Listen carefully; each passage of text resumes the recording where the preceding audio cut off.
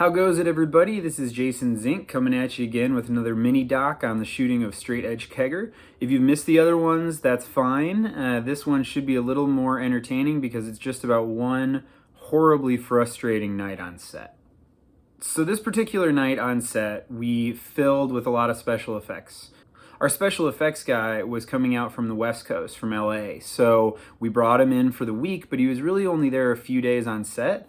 In hindsight, we probably shouldn't have done that. We should have had him there the whole time. It would have made things run a little smoother.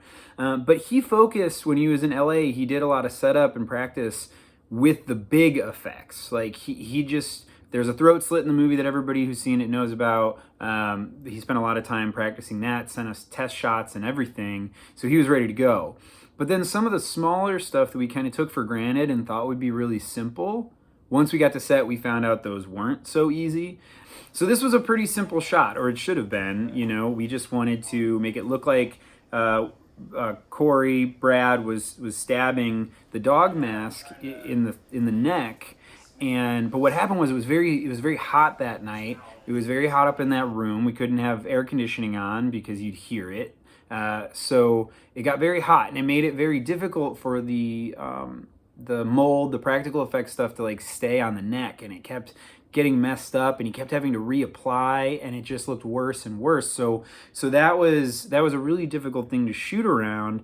And then on top of that, we didn't realize that the air pressure wasn't enough. Like he had the air pressure apparatus sitting basically on the ground, and the air had to travel upward to the tube in the neck to shoot out the blood, and it just wasn't enough. But then we also, once we started to figure out that that was a part of the problem, it was difficult to rectify, because if you were to just hold the thing up in the background, then you would see that someone's holding that up in the background. I mean, it would be behind him in the shot because he's basically against the wall. So ultimately, we did get enough. It's definitely not what I had intended to be in the film, but that's fine. It worked out. But there are a couple things that happened, and one of those things is that we wound up shooting until 6 o'clock in the morning or so, and so we were literally racing against the sun to get everything done.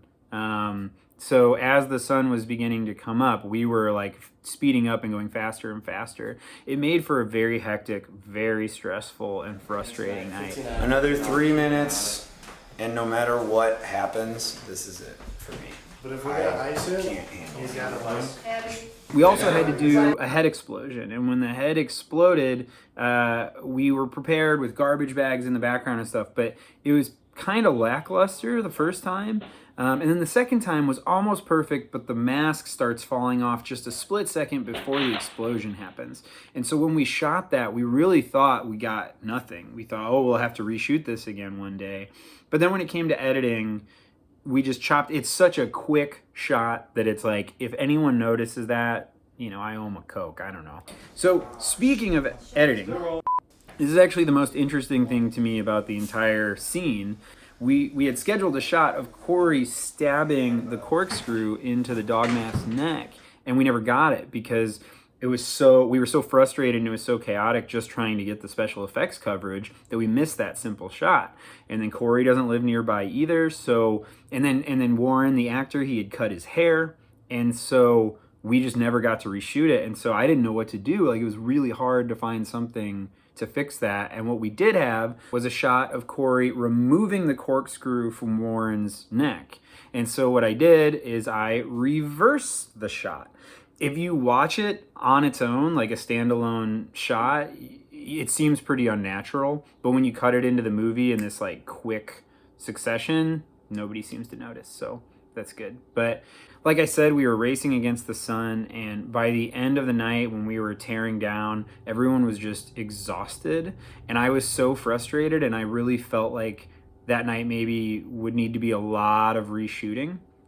So for some reason I just couldn't get back to bed, so I went out and got coffee and a bagel and sat there in my kitchen by myself while everybody slept around me, and just drank my coffee and ate my bagel. And then eventually I was able to pass out, but it was a lot. All right, so that's it for this week, everybody. I don't know how many more of these I'm going to do. I'm going to try to keep doing them every week until the pandemic is over, but it seems like some things are getting better. Maybe things are starting to open up again. So still, please be safe. Be, as careful as you can. Keep social distancing as much as you can. We really need to be careful and not backslide or make things worse. So, thanks for tuning in, and I'll see you next week as long as things don't miraculously get better. See ya.